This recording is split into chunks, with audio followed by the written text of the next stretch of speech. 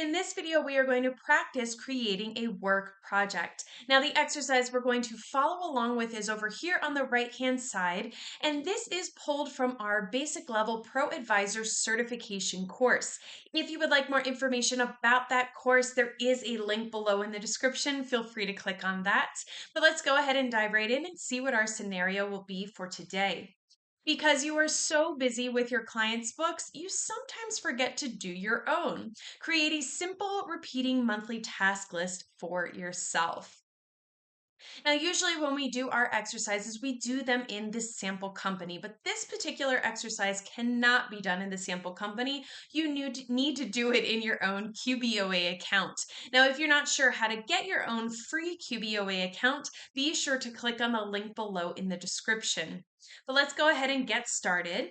On the left navigation bar, we are going to click on Work.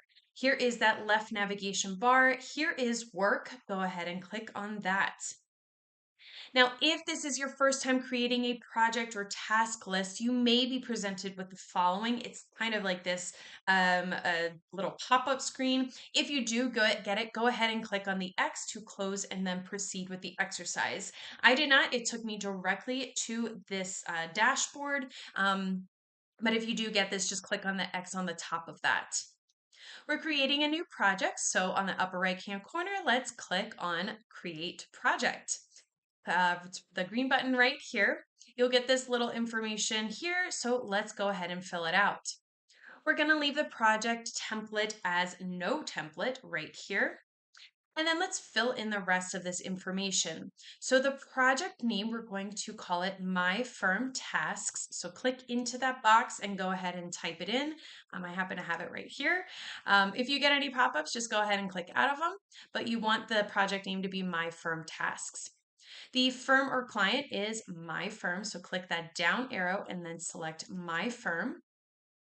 The first due date, which is right here, we're going to do the last date of this particular month.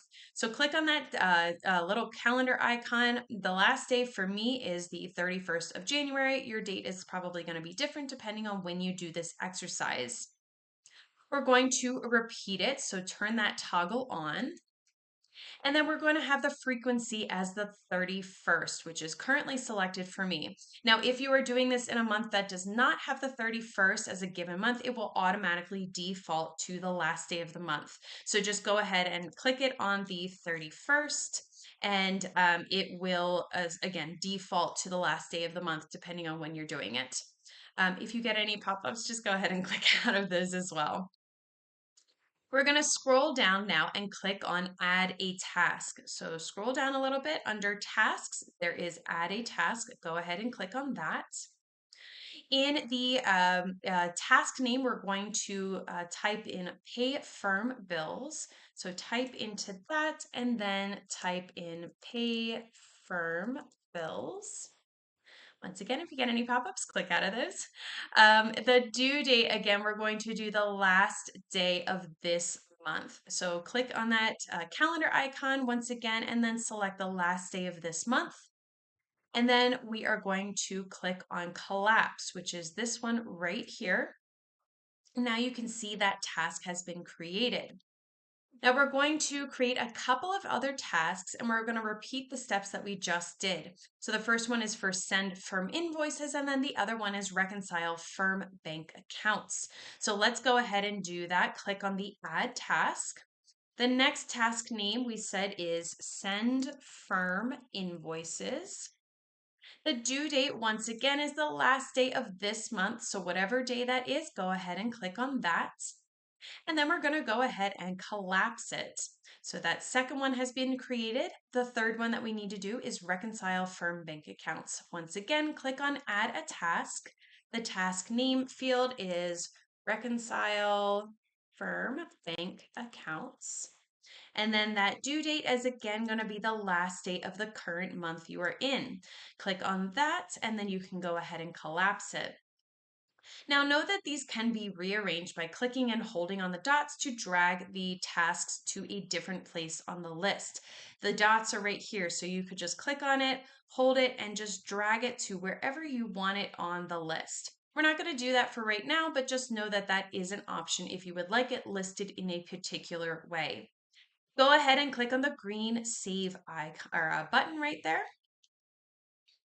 If you get any pop-ups here, just go ahead and click on the X, or you can click on cool just to close it out. Now we're going to see how this looks on the calendar. So go ahead and click on the calendar icon to confirm that the project task list repeats each month, and then click on the last day of the month to see the tasks themselves. So click on that calendar icon right there.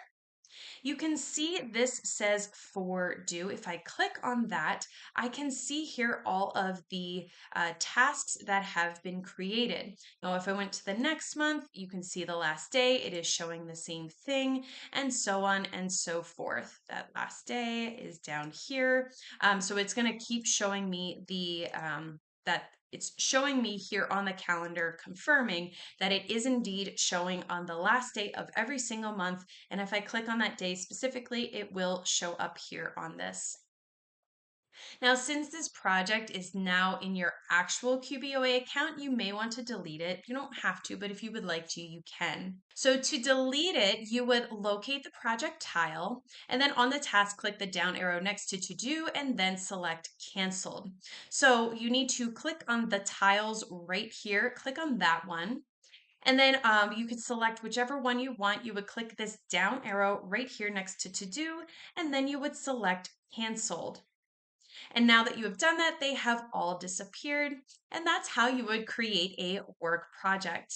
Now, if you like this exercise and you want to do more like it, or if you would like more information about that basic level ProAdvisor certification course, be sure to click on the link below in the description.